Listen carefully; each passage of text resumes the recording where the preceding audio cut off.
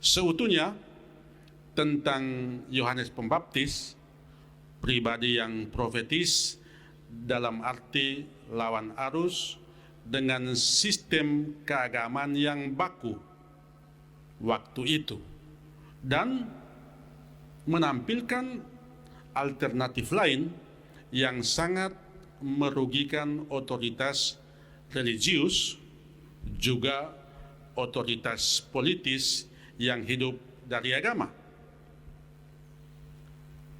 Baik, dan jalan sudah siap. Sekarang tampil tokoh lain yang lebih dari Yohanes. Itu Roma dan semua wilayah jajahannya termasuk Yudea sedang berikhtiar agar tercipta ketentraman sosial yang dikenal dengan Pax Romana. Situasi di mana tidak ada pergolakan dan pemberontakan, namun selalu demi kepentingan penjajah, dengan Kaisar Agustus sebagai pimpinan tertinggi. Di Yudea atau Israel juga begitu.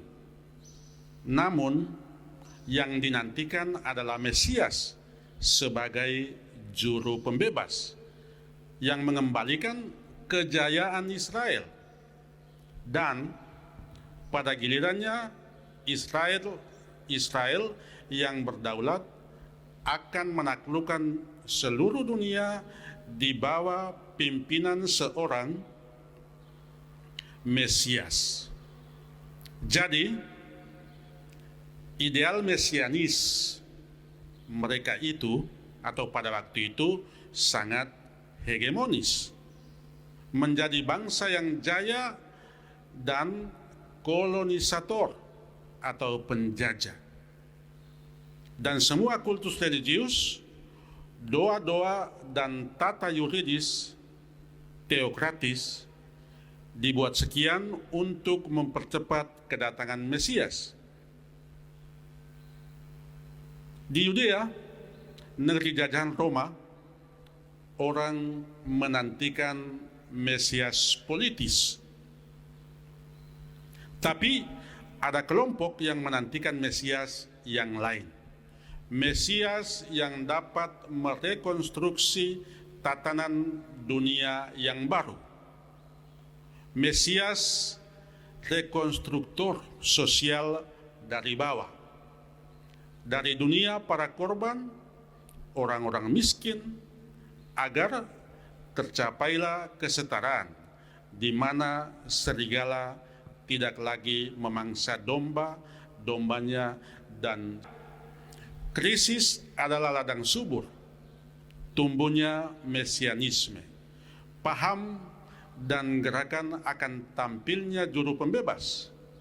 Ketika itu situasinya memang khas, ada kepanikan publik dan lain-lain. Masa yang miskin, yang tunduk pada kehendak global, dalam hal ini Roma, propaganda kolonial agar Kaisar Agustus disembah sebagai yang ilahi, sebagai kebenaran tunggal. Masa terhipnotis karena takut, seperti siap digiring ke tempat pembantaian. Lalu muncul pertanyaan, di mana agama? Ya, agama menjadi tatanan kolaborator kaum penjajah yang diktator tanpa peri kemanusiaan, impoten, membangkitkan harapan ideal bagi sebuah konstruksi sosial yang humanis. Konstruksi yang humanis, ya mungkin istilahnya terlalu keren, namun begitu mestinya. Semua harus berwajah manusiawi, termasuk masyarakat dan agama itu sendiri. Dan saya jadi ingat akan misteri inkarnasi itu. Tuhan menjadi manusia dalam diri Yesus. Ya, misteri.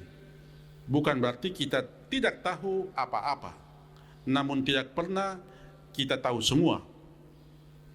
Atau semakin aku tahu, semakin tahu aku bahwa semakin banyak yang aku belum tahu. Disitulah misteri Tuhan. Disitulah misteri yang ilahi. Yang ilahi menjadi manusia dan untuk mengilahikan manusia. Karena itu, semakin kita manusiawi, semakin kita menjadi ilahi. Dua sisi dari mata uang yang sama. Gambar dan rupa Allah terlihat kalau kita betul-betul manusiawi. Tapi kembali ke Markus. Suatu hari bersama orang-orang Galilea, Yesus tiba di Yordan. Dia juga dibaptis oleh Yohanes. Yang luar biasa sedang terjadi di momen pembaptisan di Yordan kala itu, yaitu yang ilahi mengambil alih kerapuhan manusiawi. Tidak ada cara lain kecuali begitu agar manusia tahu bahwa di hadapan Tuhan martabat kita ilahi. Pembaptisan yang dibuat oleh Yohanes Pembaptis adalah tanda pertobatan. Mungkin kita tergoda untuk bertanya, kalau begitu, Yesus bertobat dari dosa sehingga dibaptis? Ya, sangat menarik. Yohanes melakukan pembaptisan, tapi Yesus bahkan tidak pernah membaptis seorang pun. Kalau begitu, yang terjadi waktu itu sesungguhnya gestur atau tanda solidaritas Yesus dengan semua manusia yang rapuh. Tidak ada jalan lain yang paling radikal untuk mengasihi kecuali mengambil bagian dari keterpurukan manusia agar derajat manusiawi menjadi ilahi. Mengingat yang terjadi sesudahnya, suara Allah Bapa dari langit terbuka. Itu meratifikasi keilahian Yesus sebagai putra yang bebas dari segalanya. Dengan kata lain, Markus menggarisbawahi pembaptisan sebagai tanda pertobatan tidak berlaku bagi Yesus, karena dari awal Yesus adalah anak Allah. Suara dari langit seolah menganulir tindakan pembaptisan itu. Ketika Yesus keluar dari air, dia melihat langit terbuka. Ini merupakan ranah bahasa simbolis yang dipakai Markus. Ya, waktu itu orang kira surga ada di seberang langit, dan surga adalah tempat keselamatan. Langit terbuka artinya dengan Yesus keselamatan terbuka bagi semua orang. Surga untuk semua. Tapi sebelumnya Siapa yang menutup pintu keselamatan? Ya, jelas agama atau para pemimpin agama yang menutup pintu keselamatan. Sangat dipersulit masuk surga dengan macam-macam larangan dan kewajiban yang orang-orang miskin tidak sanggup memenuhinya. Seakan keselamatan hanya bagi orang-orang terpilih secara istimewa. Ada hal yang hanya bisa diungkapkan dengan bahasa simbol. Markus misalnya, langit terbuka, roh seperti burung merpati turun ke atasnya, lalu terdengar suara dari langit. Tapi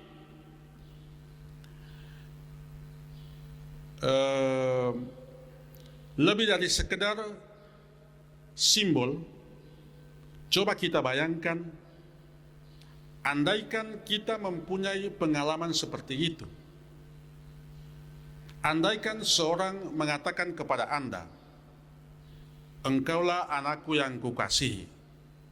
Pada saat yang sama, engkau menyatu dan menjadi bagian dari hidupnya, sekaligus punya identitas yang jelas dan menjadi penanggung jawab atas keturunan. Nama bisa jadi asal, suku, dan lain-lain. Ketika Tuhan mengatakan, "Engkaulah anakku yang kukasihi," pada saat yang sama, Yesus memandang semuanya dalam perspektif pengalaman seperti ini. Segalanya terpandang berdasarkan pengalaman yang paling intim dengan Tuhan, yang adalah Bapanya. Sejak itu, Yesus menyebut Tuhan dengan Abba, Bapa terkasih. Itulah pertobatan radikal yang terjadi pada Yesus. Selalu menurut Markus. Dan mengapa para pemimpin agama, ahli Taurat dan Farisi tidak pernah mengatakan bahwa Allah itu Abba atau Bapa Maha Pengasih? Mengapa mereka bilang bahwa Allah itu seram, menakutkan, dan penghukum? Dan pertanyaan selanjutnya, apakah Yesus menyimpan pengalaman itu bagi dirinya sendiri sebagai hal yang sangat indah dan dikenang? Entahlah, ada maksud lain yang Aba inginkan dari anaknya Yesus. Coba kita bayangkan, kalau seorang ibu mengatakan, "Anakku yang saya sayangi, saya sangat mencintai engkau. Saya yakin engkau menjadi anak yang baik dan kami orang tuamu merasa bangga dengan engkau." Lalu si ibu meminta anaknya untuk membersihkan dapur dan menyelesaikan pekerjaan rumah yang diberikan di sekolah. Pasti anak itu melakukan semua yang dikehendaki oleh mama yang mengasihinya. Dikasihi untuk mengasihi, itu adalah kata kunci. Pasti si anak dengan senang hati dan merasa bertanggung jawab melakukan yang orang tuanya inginkan. Dan Yesus juga begitu, namun membutuhkan waktu merenung dan memilih alternatif mana yang dibutuhkan Allah Bapa.